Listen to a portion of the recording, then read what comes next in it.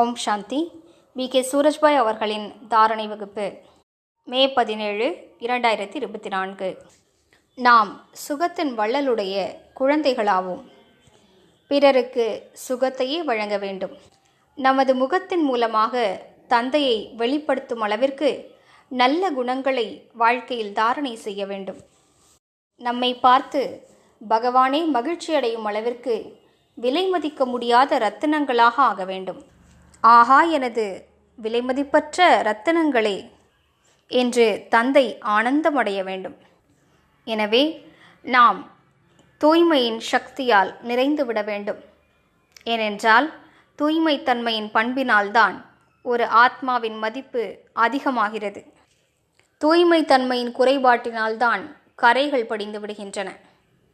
வைரங்களில் கூட கரைகள் இருக்கின்றன.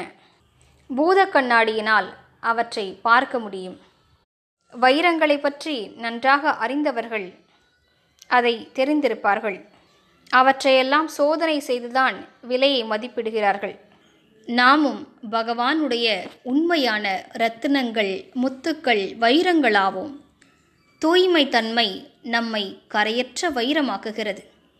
இந்த சக்தியை அதிகரித்து கொண்டே செல்வோம். அனைவரும் பகவானிடம் தூய்மையின் வாக்குறுதி கொடுத்திருப்பீர்கள். யார் கொடுக்கவில்லையோ இப்போதாவது கொடுத்துவிட வேண்டும். பாபாவும் அறிவார், நாம் அனைவரும் அறிவோம். இந்த கலியுகத்தின் கடைசி நேரத்தில் தூய்மையாவது என்பது பலருக்கும் சற்று கடினமாக இருக்கிறது. அனைவருக்கும் அல்ல. ஆனால் யார் குழந்தை பருவத்திலிருந்தே சரியாக வாழ்க்கையை வாழவில்லையோ, யாரிடம் மிகுந்த விஷவிகாரத்தின் சம்ஸ்காரங்கள் இருந்திருக்கின்றனவோ, உடல் ரீதியான பார்வை, உள்ளுணர்வு அதிகமாக யாருக்கு இருந்ததோ அவர்களுக்கு சற்று கடினமாக இருக்கிறது. ஆனால் நாம் 4 விஷயங்களை பயிற்சி செய்வோமானால் விலை மதிக்க முடியாத இரத்தினமாகி விடுவோம். மேலும் நமது தூய்மை தன்மையும் இயல்பானதாக ஆகிவிடும். முதன்மையான பயிற்சி அல்லது நினைவு நாம் நினைவில் கொள்ள வேண்டும். அதாவது நமது நினைவு என்னவாக இருக்குமோ அவ்வாறே நமது மனநிலை உருவாகிவிடும். எனவே முதன்மையான நினைவு என்னவென்றால், நான் ஆத்மா மூலமான ரூபத்தில் பரம தூய்மையானவனாவேன். இப்போது நான் எனது மூலமான சம்ஸ்காரங்களை விழிப்படைய செய்ய வேண்டும்.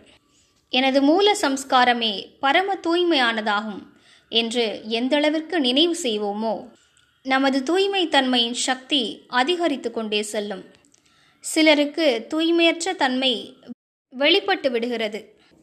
ஆனால் அதன் காரணமாக கலக்கமடையக்கூடாது. தொடர்ந்து முயற்சி செய்ய வேண்டும்.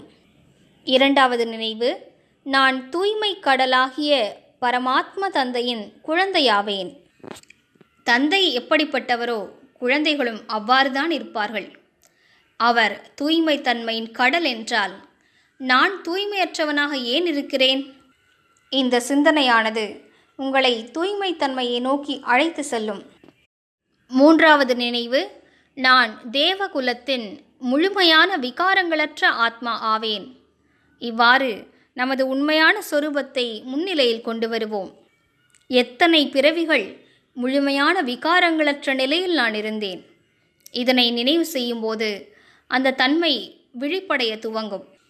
மேலும் 4வது பயிற்சி, அனைவரையும் ஆத்மாக்களாக பார்ப்பது.